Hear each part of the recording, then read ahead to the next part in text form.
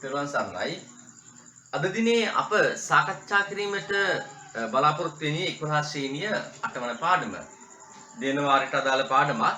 මෙහිදී අප කතා කරන්නේ රසායනික ප්‍රතික්‍රියා ආශ්‍රිත තාප ශක්ති පර්යාස. ඔබ 10 ශ්‍රේණියේ 16 වෙනි පාඩමේ ඉගෙන ගත්තා රසායනික ප්‍රතික්‍රියා පිළිබඳව.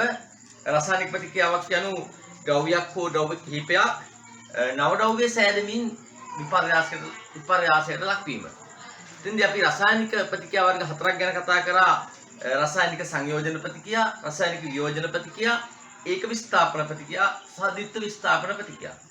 මෙම පාඩමේ එනම් මෙම 11 ශ්‍රේණියේ 8 වන පාඩම රසායනික ප්‍රතික්‍රියා ආශ්‍රිත තාප ශක්ති පර්යාස යන පාඩමින් අප සාකච්ඡා කරන්නේ එම සියලු ප්‍රතික්‍රියා වර්ගවලදී එනම් අප කතා කළ එම 10 ශ්‍රේණියේ 16 වෙනි පාඩමේ කතා කර ඒ රසායනික ප්‍රතික්‍රියා වර්ග සියල්ලේ දී සිදුවිය හැකි තාප ශක්ති පර්යාසය. තාප ශක්ති පර්යාසය සිදුවිය හැකි තාප ශක්ති පර්යාසයේ අනුව රසායනික ප්‍රතික්‍රියා ප්‍රධාන වර්ග දෙකකට වෙන් වෙනවා. රසායනික ප්‍රතික්‍රියා ආශ්‍රිත තාප ශක්ති පර්යාස අනුව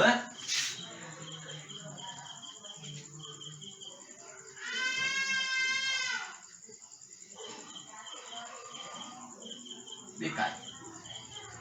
පළවෙනි එක තාප දායක ප්‍රතික්‍රියා, දෙක තාප අවශෝෂක ප්‍රතික්‍රියා.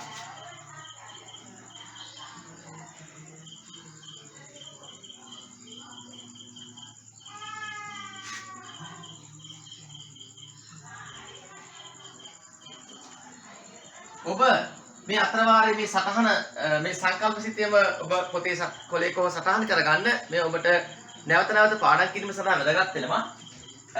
තාප දායක රසායනික ප්‍රතික්‍රියා, තාප අවශෝෂක රසායනික ප්‍රතික්‍රියා.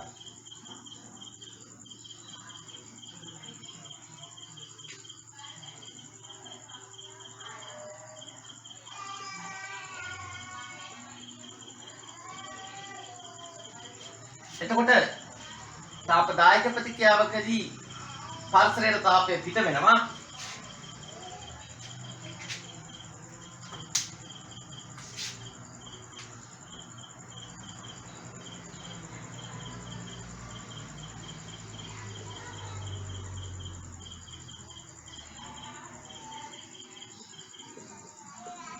ඉරමත ලිපි තාපය පිට කිරීම සිදු වන රසායනික ප්‍රතික්‍රියා. එහෙනම් මෙම ඉරමත තාපය අවශෝෂණය කරමින්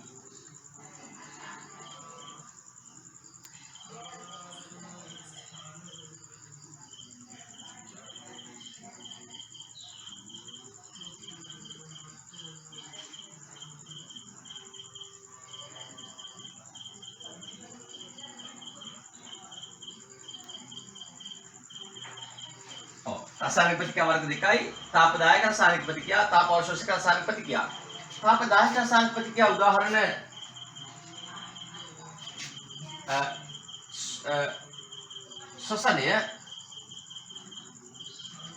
ශ්වසනය ඔබ දන්නවා. දහනය, උදාසීනීකරණය අප කලින් පාඩමේ කතා කර 8 වන පාඩමේ උදාසීනීකරණය ඒවා ඒ වගේ සියලුම වියෝජන ප්‍රතික්‍රියා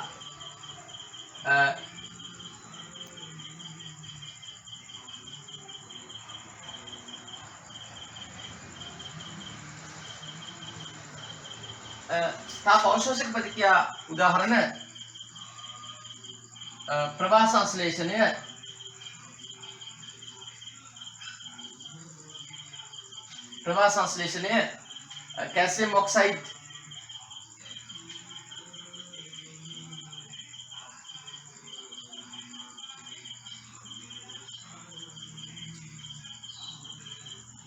ප්‍රවාහ සංශ්ලේෂණය ගන්න පුළුවන් ඒ ප්‍රතික්‍රියාවට.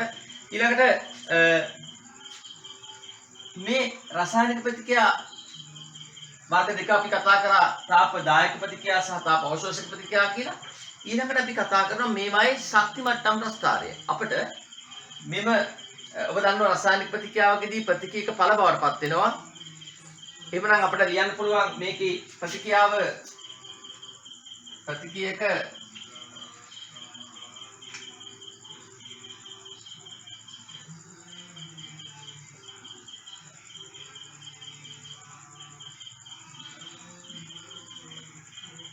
ප්‍රතික්‍රියක ඵල දාන තාපය. තාපය කියන්නේ ශක්තිය. ඊළඟට මෙතනදී අපිට ලියන්න පුළුවන්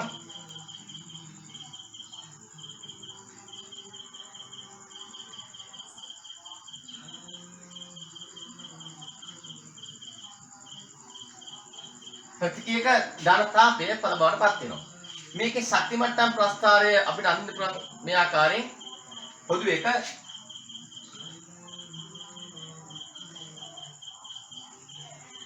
ශක්තිය මේ වගේ මට්ටම් දෙකක් ලකුණු කළා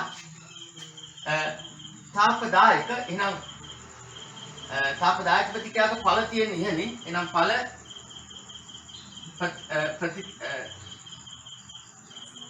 ප්‍රතික්‍රියක තියෙන ඉහළින් ප්‍රතික්‍රියක තියෙන ඉහළින්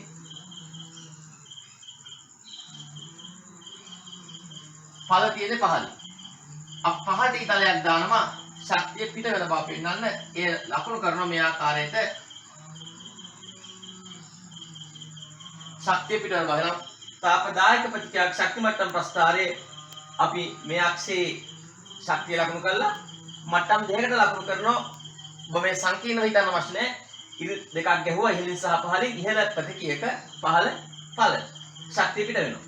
තාප අවශෝෂක ප්‍රතික්‍රියාවක් ශක්ති මට්ටම් ප්‍රස්ථාරය ගත්තාම එහි ඉහළ තාපය අවශෝෂණය කරගත්තා. එහෙනම් ඵලවල ශක්තිය වැඩි. එහෙනම් ඵල ඉහළින් ලියන්න ඕන. ප්‍රතික්‍රියක පහළින් ලියන්න ඕන.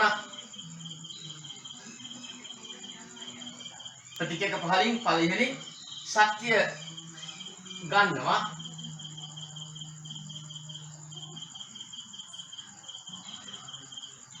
එහෙනම් මේ අක්ෂයේ ශක්තිය එහෙනම් ශක්ති මට්ටම් ප්‍රස්ථාරය. එතකොට අපිට මෙම ශක්ති මට්ටම් ප්‍රස්ථාර අඳින්න පුළුවන් යම් රසායනික ප්‍රතික්‍රියා සඳහා අපිට විභාගයේදී දෙන්නේ ප්‍රධාන වශයෙන් යම් රසායනික ප්‍රතික්‍රියා දීලා එහි ඒ තාපදායකද තාප අවශෝෂකද එසේනම් ඒ ශක්ති මට්ටම් ප්‍රස්ථාරය අඳින්න වගේ ඒවා. ඔබ මේ ටික සටහන් කරගත යුතු වෙනවා. රසායනික ප්‍රතික්‍රියා ආශ්‍රිත තාප ශක්ති පර්යාස අණුව ප්‍රතික්‍රියා වර්ග දෙකයි. තාපදායක ප්‍රතික්‍රියා එනම් තාපය පිට කැලීම සිදුවන ප්‍රතික්‍රියා ඒක පරිසරයේ උණුසුම වැඩි වෙනවා. ඒ ආශ්‍රිත පරිසරයේ තාප අවශෝෂක ප්‍රතික්‍රියා තාපය අවශෝෂණය කිරීම සිදුවන ප්‍රතික්‍රියා. ඒක උදාහරණ ඊළඟට ඒකේ ශක්ති මට්ටම් ප්‍රස්ථාරය.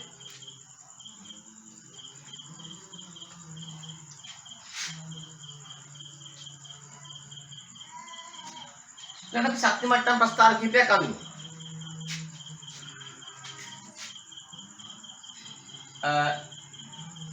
NaOH හා HCl අතර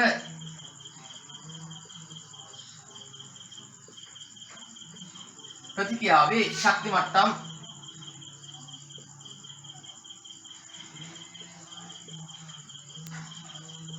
ප්‍රස්ථාරය. මේ ශක්ති මට්ටම් ප්‍රස්ථාරයේ අපි ඔබ දන්නවා සමීකරණය ලියුවහම NaCl AQ භෞතික අවස්ථා සඳහන් කළ යුතු වෙනවා. මොකද රසායනික ප්‍රතික්‍රියාවකදී සිදුවන තාප ශක්ති පර්යාසය කෙරෙහි එම ප්‍රතික්‍රියක පවතින සහ ඵල පවතින භෞතික තත්ත්වයන් බලපානවා. එතකොට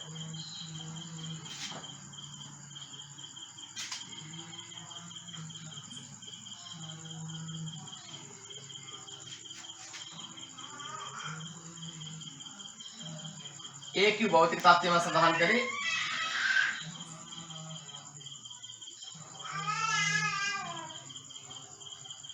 ඊට පස්සේ දැන් මේකේ ප්‍රස්ථාරය දෙනකොට මෙයා ශක්තිය ඉහළින් තියෙන ශක්තිය මෙතන තාපදායක ප්‍රතික්‍රියාවක් නිසා මෙතන ශක්තිය පිට කරනවා. මෙතන ධන ශක්තිය ලියන්න ඕනි. එතකොට ඵල තියෙන්නේ පහළින් ශක්තිය පිට කරන නිසා ඉහළින් ප්‍රතික්‍රියක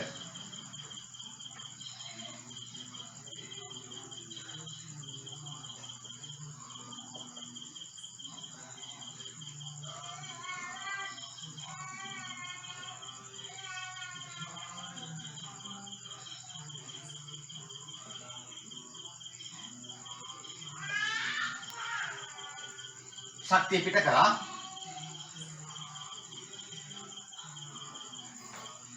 ඔන්න ඔය ආකාරයට ශක්ති මට්ටම් ප්‍රස්ථාරය අපි අදිනවා.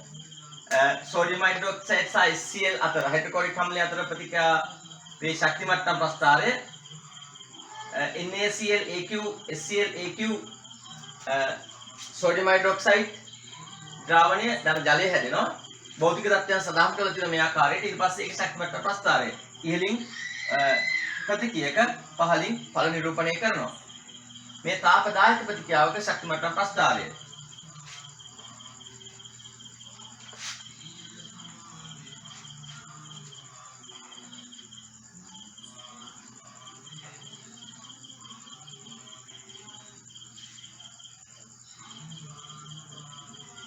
අපි දැන් බලමු තාප අවශෝෂක ප්‍රතික්‍රියාවක ශක්ති මට්ටම් ප්‍රස්ථාරය. උදාහරණයක් ප්‍රභා සංශ්ලේෂණය.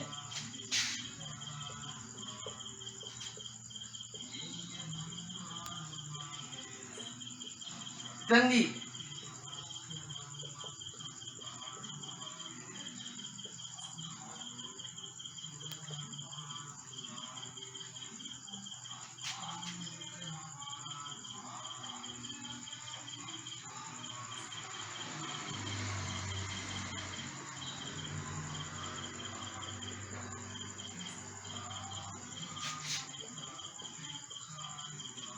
O2 ශක්ති මට්ටම් ප්‍රස්ථාරය තාප අවශෝෂක ප්‍රතික්‍රියාවක. එහෙනම් ඵල තියෙන ඉහළින්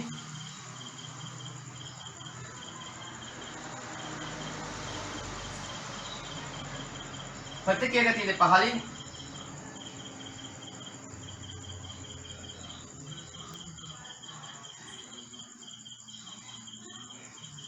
ශක්තිය උරා ගත්තා.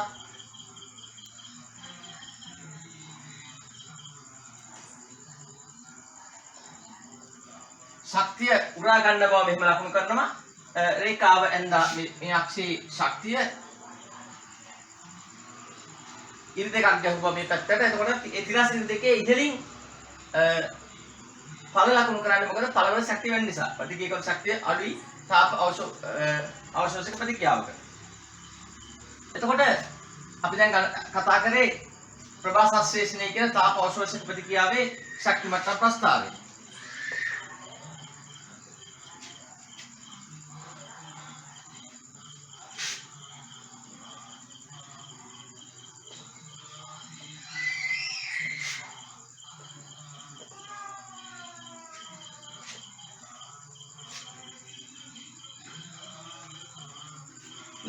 रासायनिक प्रतिक्रिया आश्रित ताप शक्ति पर्यास परीक्षणात्मकව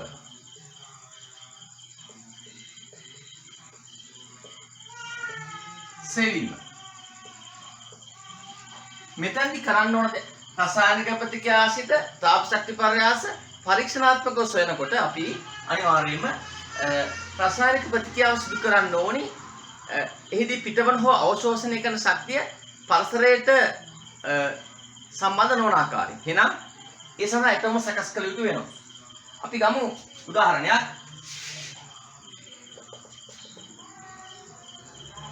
මේකෙදි මුලින්ම අපි සමීකරණයක් භාවිතා කරනවා. මෙන්න මේ සමීකරණය. තාප ශක්ති පර්යාසයේ Q සමානයි mc θ. Q කියන්නේ තාප ශක්ති පර්යාසය, m කියන්නේ ස්කන්ධය, C කියන්නේ විශිෂ්ට තාප ධාරිතාවය, θ කියන්නේ උෂ්ණත්ව වෙනස. මෙතනදී අපි ගන්නවා සිදු කරන පරීක්ෂණය මෙන්න මේ ආකාරයට ඇටොමක් අරගෙන පොලිස්ටයිරින් කෝප්පයක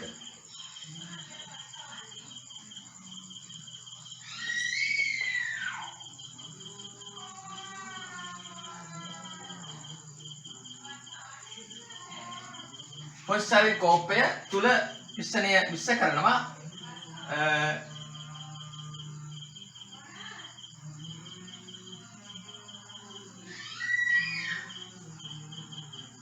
මන්ත්‍ර කිරීම සඳහා මන්ත්‍රය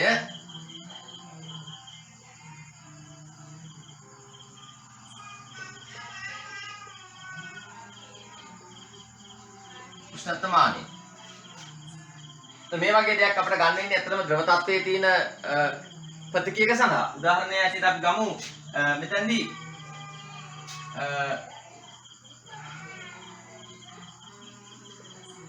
1 MOL DM පින 3 NaOH 50 ඝන සෙන්ටිමීටර් හා 1 M SCl 50 ඝන සෙන්ටිමීටර් අතර ප්‍රතික්‍රියාවේ තාප ශක්ති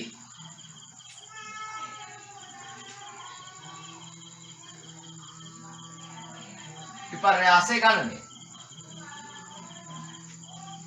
එතකොට එතනදී අපි යොදා ගන්න සමීකරණය Q = mc θ ඒක ඕනෑම අවස්ථාවක මෙතනදී අපි යොදා ගන්න මෙන්න මේ වගේ ඇටෝමක්.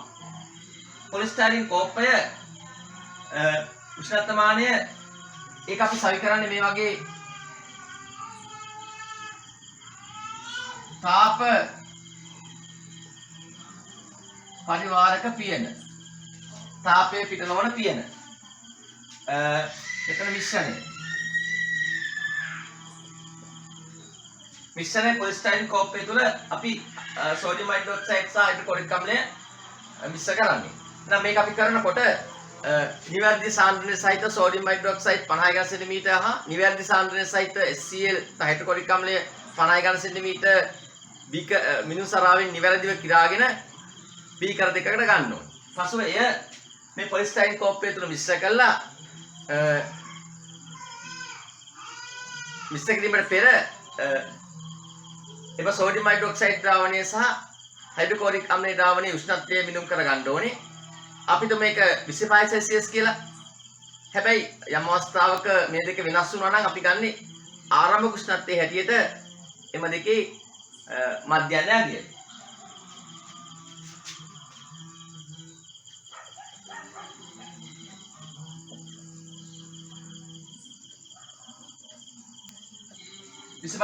කියලා. දැන් අපි මේ දෙක මිශ්‍ර කරාම උපරිම උෂ්ණත්වය මැන ගන්න පුළුවන් උෂ්ණත්වමානය තියෙනවා. උෂ්ණත්වමානයෙන් අපි ඒක මිශ්‍ර කරාට පස්සේ උපරිම උෂ්ණත්වයකටපත් වුණා කියලා 50 සෙල්සියස් නම්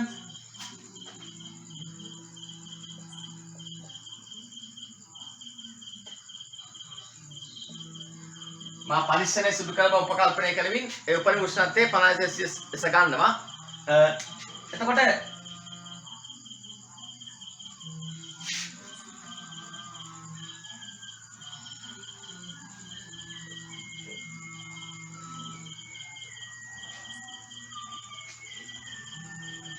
අප මේ ගණනය කිරීමට පෙර මේ පරීක්ෂණයේදී අපි සිදු කරන උපකල්පන කිහිපයක් තියෙනවා.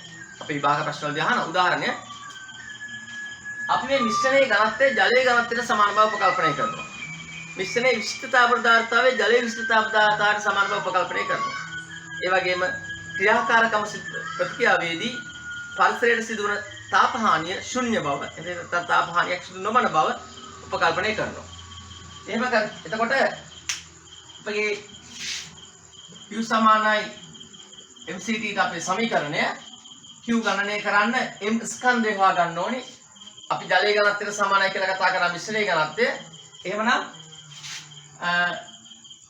මිශ්‍රණයේ මුළු පරිමාව මුළු ස්කන්ධයේ 100 ග්‍රෑම් වෙන යනුව 1000න් බෙදනවා කිලෝග්‍රෑම් කරගන්න. විශිෂ්ට පදාර්ථ ජලයේ විශිෂ්ට පදාර්ථ සමානයි 4200යි. ජූල් කිලෝග්‍රෑමයට සෙල්සියස් අංශකයට උෂ්ණත්ව වෙනස 25 සෙල්සියස්. ආරම්භ උෂ්ණත්වය 25යි අවසාන උෂ්ණත්වය 50යි වෙනස 25යි. මේක ඔබට ගණනය කරාම Q සමානයි වෙනවා 10500යි. ජූල්. එහෙනම් ඔබට පැහැදිලි උෂ්ණත්ව වෙනස ගණනය කර ගැනීම ඔය ආකාරයෙන් තාප පරිහාසය ගණනය කර ගැනීම ඔය ආකාරයට Q සමානයි mc θ සමීකරණය භාවිතා කරලා සිදු කළ හැකියි. එතකොට මෙම පාඩමට අදාළව විභාග ප්‍රශ්න 2019 වර්ෂයේ 31 ප්‍රශ්නේ තිබුණා. ඊළඟට 2018 වර්ෂයේ තිබුණා.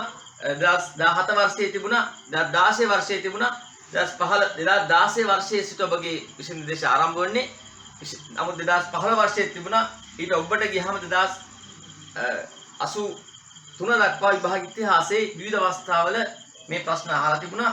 ඒ වගේම ඔබගේ විෂය නිර්දේශය ආරම්භ වූ 2016 වර්ෂයේ සිට බොහෝ විට මේ පාඩමේ ප්‍රශ්නයක් ඔබ බැලුවා නිරීක්ෂණය කරාම පේනවා 2019 18 17 සහ 16 ලැබිලා තිනවා. මේ විෂය කරුණු ටික අවබෝධ කරගත්තාම ඊළඟ මේ එක්කම අපි සාකච්ඡා කරනවා ප්‍රශ්න ටික විභාග ප්‍රශ්න ටික වර්ෂවල ආපු ඔබට අවබෝධ කරගත හැකි වෙනවා. විභාග ප්‍රශ්න ටික සාකච්ඡා කරාම මේ පාඩම අනුව පාඩමට ඔබ විභාගයට සූදානම් යුත්තේ කෙසේද කියන එක. දැන් අප සාකච්ඡා කරන සිටියේ රසායනික ප්‍රතික්‍රියාසිත තාපශක්ති පර්යාස කියන පාඩම. එතකොට ඒකේ විභාග ප්‍රශ්න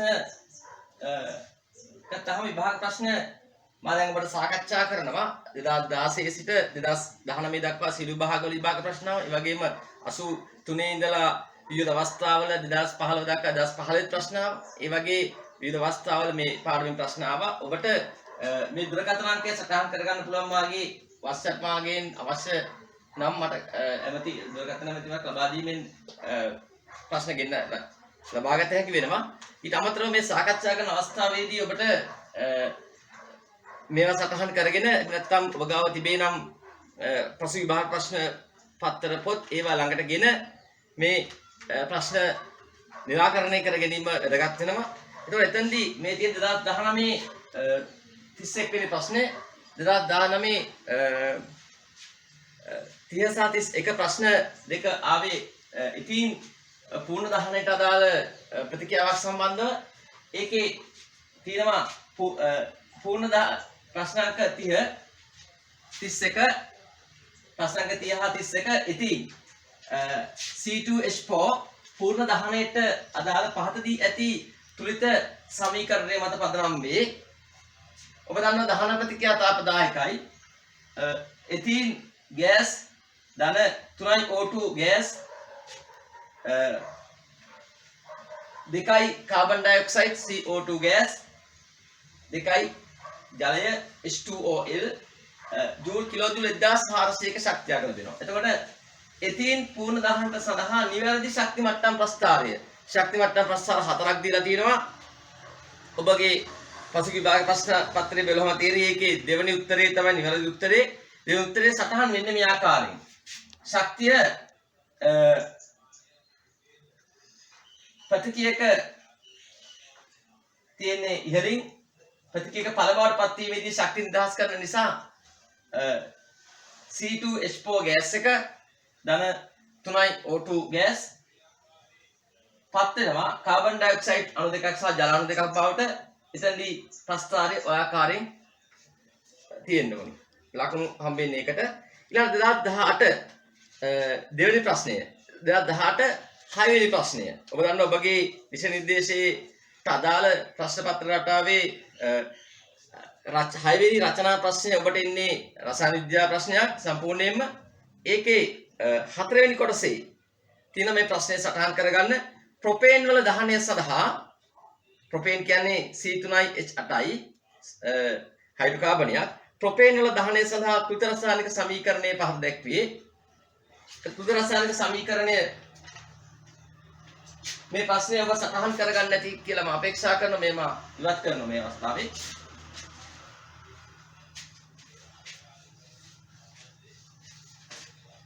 ප්‍රොපේන්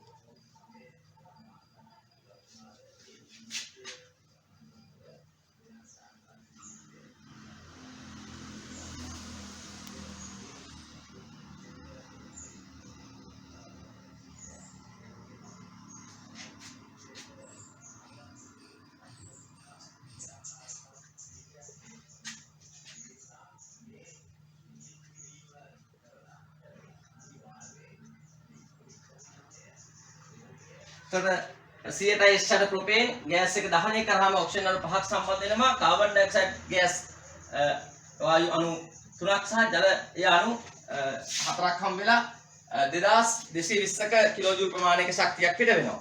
අහනවා ඉහත ප්‍රතික්‍රියාව තාපදායකද තාප අවශෝෂකද? ඒකේ ඒ කොටසේ අහන්නේ ඉහත ප්‍රතික්‍රියාව තාපදායකද තාප අවශෝෂකද? එක ලකුණක් හම්බ වෙනවා. උත්තරය තාපදායක.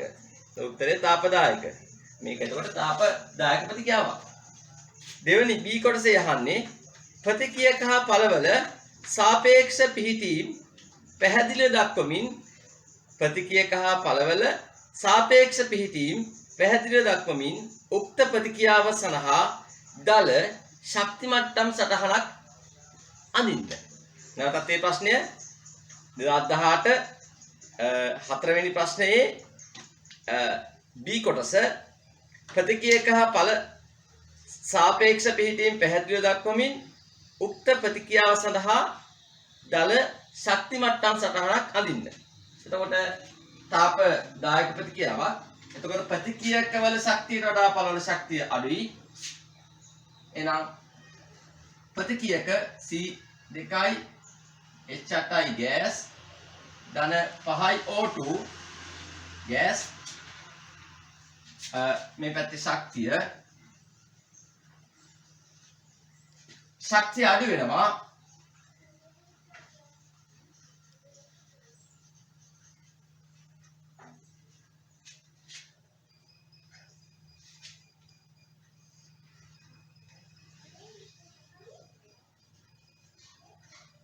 ශක්තිය අඩු වෙනවා. තුනයි CO2 ගෑස් ධන 4යි H2OL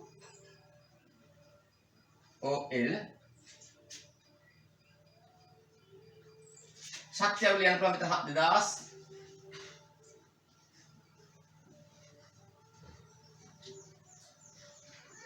කිලෝජූල් 2220යි. ඔන්න ශක්ති මට්ටම් ප්‍රස්තාවය. ඊළඟට අපි නැවත අහනවා 2017 9 ප්‍රශ්නය. ඒ කොටස සාන්ද්‍රණය මම මේ ප්‍රශ්නේ මකනවා.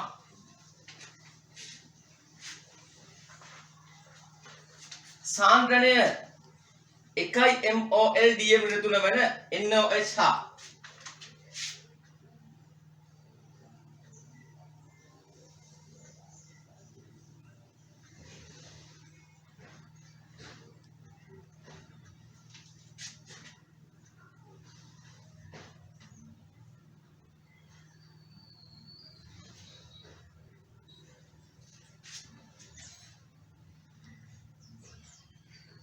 SCl හා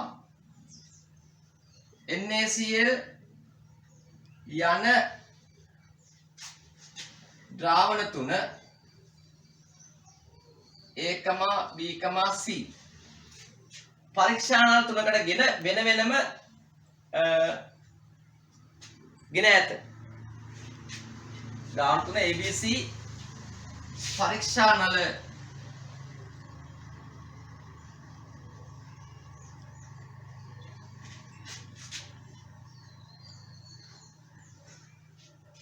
ගෙන ඇත.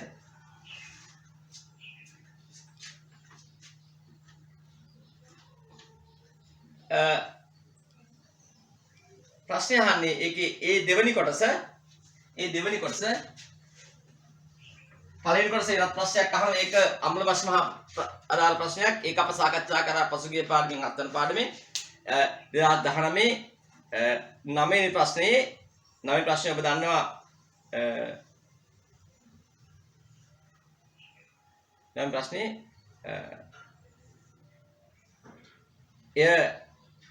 රසායන විද්‍යාව සහ භෞතික විද්‍යාව ප්‍රශ්නයක් එකට එන්නේ. රසායන විද්‍යාව කොටස මුලින් එන්නේ දෙවෙනි කොටස අනුව ඉහත සඳහන් සෝඩියම් හයිඩ්‍රොක්සයිඩ් සහ HCl ද්‍රාවණ වලින් ඉහත සඳහන් සෝඩියම් හයිඩ්‍රොක්සයිඩ් සහ HCl ද්‍රාවණ වලින් ඉහත සඳහන් කියේ සාන්ද්‍රණය එකක් වූ ද්‍රාවණ වලින් මිලිලීටර් 100 බැගින්ගෙන තාප පරිවර්ණය කරන ලද පඳුනක් තුල මිශ්‍ර කළ විට මිශ්‍රණයේ උෂ්ණත්වය සෙල්සියස් 5කින් ඉහළ නැගුණි. නැවතත් ඒ ප්‍රශ්නේ ලියාගන්න. ඉහත සඳහන් සෝඩියම් හයිඩ්‍රොක්සයිඩ් හා NaOH හා HCl ද්‍රාවණ වලින් 100 මිලිලීටර් බැගින්ගෙන තාප පරිවර්ණය කරන ලද වදුනක් තුල මිශ්‍ර කළ විට මිශ්‍රණයේ උෂ්ණත්වය 5 සෙල්සියස් ගෙන් ඉහළ නැගුණි. ඒකේ ඒ කොටස අහනවා NaOH හා HCl අතර ප්‍රතික්‍රියාවේ තුලිත රසායනික සමීකරණය ලියන්න.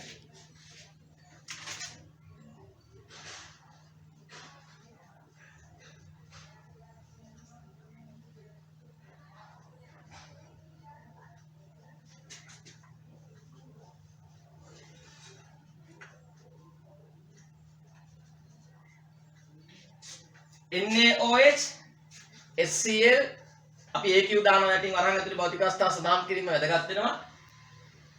NaCl සෝඩියම් ක්ලෝරයිඩ් ලවණය සහ ජලය. උත්තරේ ඒක. ඊළඟ අහනවා ඉහත ප්‍රතික්‍රියාවේ සිදු වූ තාප විපර්යාසය ගණනය කරන්න. ජලයේ විසිත තාප පදාර්ථ 4200යි 4200යි ජූල් කිලෝග්‍රෑමයට සෙල්සියස් අංශකයට 4200 ජල විසිත තාප පදාර්ථාවය ජලයේ ඝනත්වය 1යි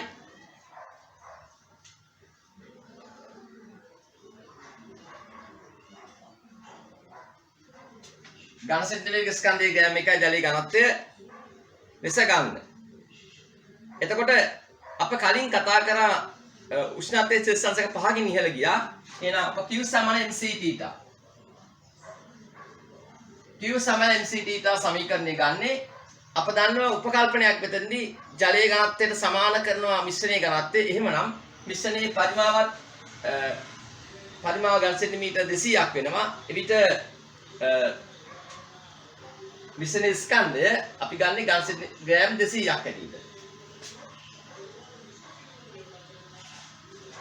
අපි 210න් බෙදනවා කිලෝග්‍රෑම් කරගන්න. ජල විසිත තාප පදාර්ථාවේ 4200යි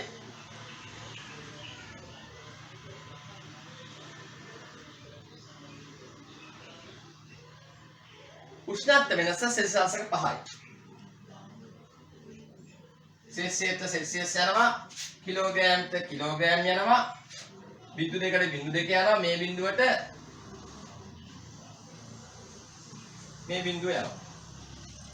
එතන 400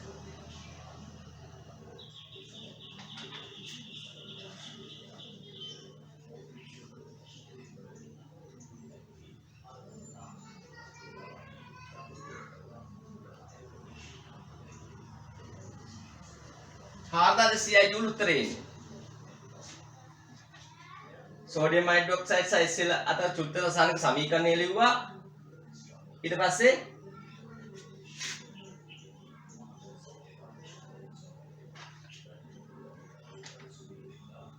දෙකේ A B ගණනය කිරීම කරා. ඊළාට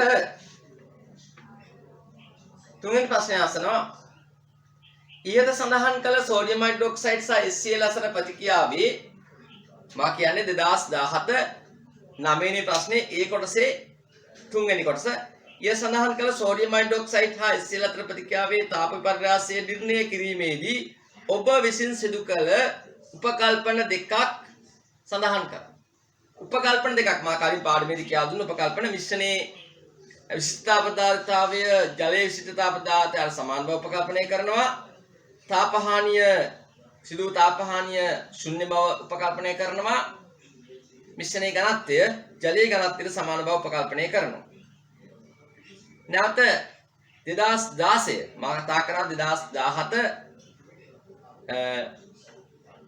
ප්‍රශ්නේ කතා කරා 19 ප්‍රශ්නේ කතා කරා 18 ප්‍රශ්නේ කතා කරා 2016 ඔබගේ විෂය නිර්දේශය ආරම්භ වූ අවුරුද්ද 2016 වර්ෂයේ අහනවා 6 වෙනි ප්‍රශ්නේ 4 වෙනි කොටස අහනවා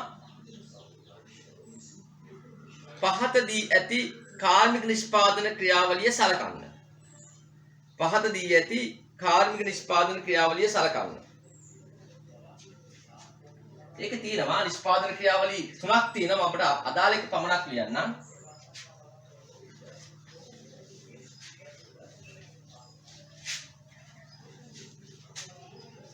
ඒක තියෙනවා hematite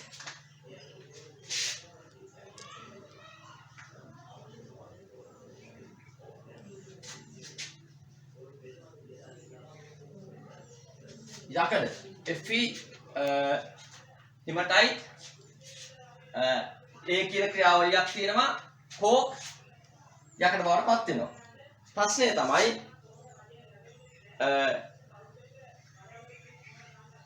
ඒකේ හතරේ ඒ කොටස අහනවා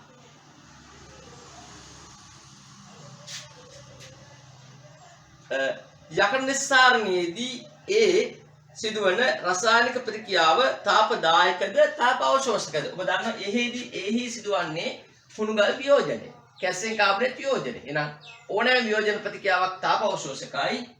එහෙනම් එය උත්තර වෙන්නේ තාප අවශෝෂක ප්‍රතික්‍රියාව. තාප අවශෝෂක. ඊළඟට අහනවා B ප්‍රතික්‍රියාවට අදාළ ශක්ති මට්ටම් ප්‍රස්ථාරයේ ඇඳ අදාළ ප්‍රතික්‍රියක හා ඵල ලකුණු කරන්න. එහෙනම් එහි සිදුවන ප්‍රතික්‍රියාව තමයි B ගේ අහන්නේ 6 වෙනි ප්‍රශ්නේ. ප්‍රතික්‍රියාව කැල්සියම් කාබනේට් ඝනය ධන ශක්තියපත් වෙනවා carbon dioxide calcium carbonate oxide ධන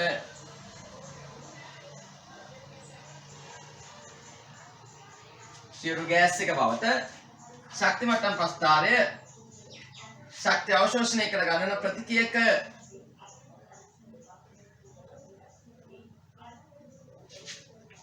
වල ශක්තිය වැඩි ඊට වඩා පළවල ශක්තිය වැඩි.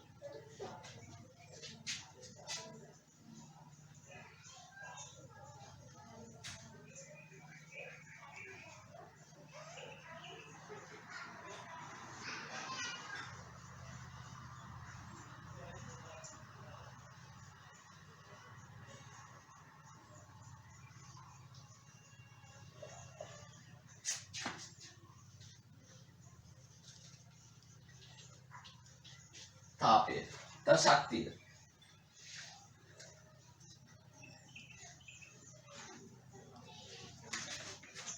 එයාකට ඔබට 2019 වර්ෂයේ සිට 2016 වර්ෂය දක්වා ප්‍රශ්න ආපු රටාව පැහැදිලි. ඒ විදිහටම 2015 වර්ෂයේ 10 11 කිටි ප්‍රශ්න දෙකක් 2013 වර්ෂයේ 3 වෙනි ප්‍රශ්නේ 1 2 3 4 කොටසුත් ඔබට ලැබිලා තියෙනවා මේ පාඩමෙන්.